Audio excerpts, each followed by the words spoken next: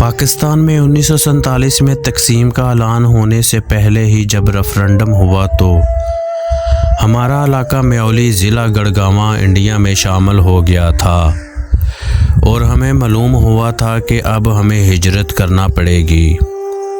سکھوں اور ہندوؤں کے جتھے مسلمانوں کے محلوں اور آبادیوں پر حملہ کرتے ہوئے خواتین کی عزتیں لٹ گئیں، جسم کے نازک حصے کاٹ دیے جاتے۔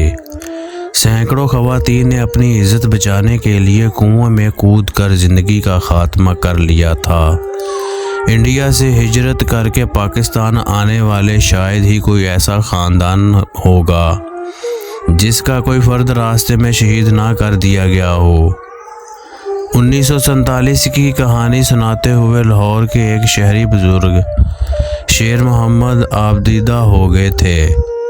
قیام پاکستان کی یاد شیئر کرتے ہوئے انہوں نے بتایا کہ شیر محمد کا کہنا تھا کہ ان کے علاقے سے مسلم لیگ کے اور مولانا جان محمد کامیاب ہوئے تھے، لیکن جب علاقے کی تقسیم ہوئی تو ان کے ضلع گڑگاواں ہندوستان میں شامل ہو گیا۔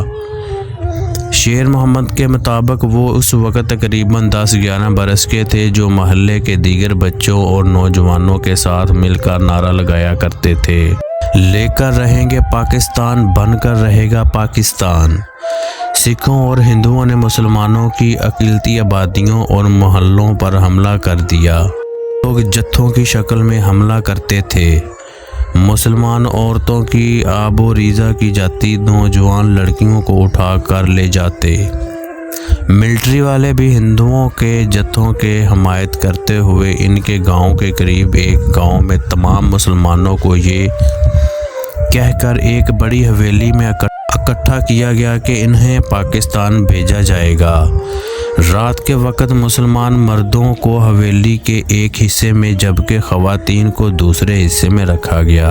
آدھی رات ہندوؤں نے حملہ کر دیا، خواتین کی عزتیں لوٹنے کی کوشش کی گئی۔ درجنوں خواتین عزت بچانے کے لیے حویلی کے بڑے کنویں میں کود کے اور اپنی جانیں قربان کر دیں۔ شیر محمد کہتے ہیں کہ ان کے گاؤں سے 3 قافلے پاکستان کے لیے روانہ ہوئے تھے۔ پہلا قافلہ 17 اگست کو اور دوسرا قافلہ 21 اگست کو روانہ ہوا۔ خواتین، بچوں اور بزرگوں کو ٹرین میں بٹھا دیا گیا تھا، وہ بھی ٹرین میں ہی سوار ہوئے تھے۔ باقی لوگ بیل گاڑیوں پر تھے۔ راستے میں بٹھنڈا ریلوے اسٹیشن پر سکھوں اور ہندوؤں نے ٹرین پر حملہ کرنے کی کوشش کی، لیکن انگریز افیسر نے فوج کی مدد سے یہ کوشش ناکام بنا دی تھی۔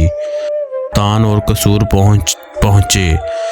قصور کے بعد لاہور میں کئی ہفتوں تک کیمپوں میں قیام کرنا پڑا، جہاں انہوں نے راشن ملتا تھا۔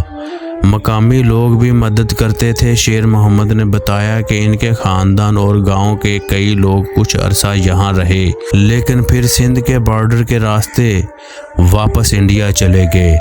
آج بھی ہندوستان کے اس گاؤں میں جہاں سے وہ لوگ ہجرت کر کے آئے تھے، ان کے خاندان آباد ہیں۔ وہ خود بھی 1984 میں ایک بار واپس گئے تھے۔ آج بھی سکھوں اور ہندوؤں کی پرانی حویلیاں، گردوارے اور عبادت گاہوں کے آثار یہاں موجود ہیں۔ بھارت سے اکثر اوقات سکھ فیملیاں اپنی آبائی گاؤں اور گھر دیکھنے یہاں آتے ہیں۔ گڑگاواں کے ایک اور بزرگ روشن دین نے بتایا کہ ان کے والد کے 4 بھائی تھے۔ ان کا خاندان بیل گاڑی پر پیدل ہجرت کر کے یہاں پہنچا تھا۔ ان کے چچا سمیت خاندان کئی افراد راستے میں شہید ہو گئے تھے۔ ان کے والد جیسے ہی پاکستان کی سرزمین پر پہنچے، ان کا بھی انتقال ہو گیا۔ جو لوگ واگا بارڈر کے راستے امرتسر اور دیگر سے لاہور میں داخل ہوئے تھے، ان کے ساتھ زیادہ ظلم و ستم ہوا۔ امرتسر کے قریب مسلمان مہاجروں سے بھری 3 ٹرینوں کو کاٹ دیا گیا تھا۔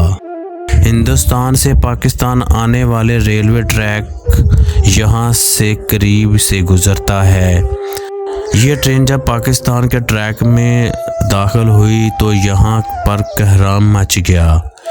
پھر رد عمل کے طور پر یہاں گجرات سے سیالکوٹ، جہلم، لاہور، پھر شیخوپورہ سے جو سکھ ہندوؤں کے قافلے انڈیا جا رہے تھے، مسلمانوں نے ان کو نقصان پہنچایا۔ دونوں طرف خون کی ہولی کھیلی گئی تھی۔ روشن دین کہتے ہیں کہ اس آزادی کی ہمیں بہت بڑی قیمت ادا کرنی پڑی تھی۔ آج بھی جب وہ منظر آنکھوں کے سامنے آتا ہے تو آنکھوں سے آنسو جاری ہو جاتے ہیں۔ کاش کوئی ان لوگوں کو بتا سکے جو 14 اگست کو موٹر بائک پر ون ویلنگ کرتے ہیں، پاکستان کی آزادی کی خوشیاں مناتے ہیں۔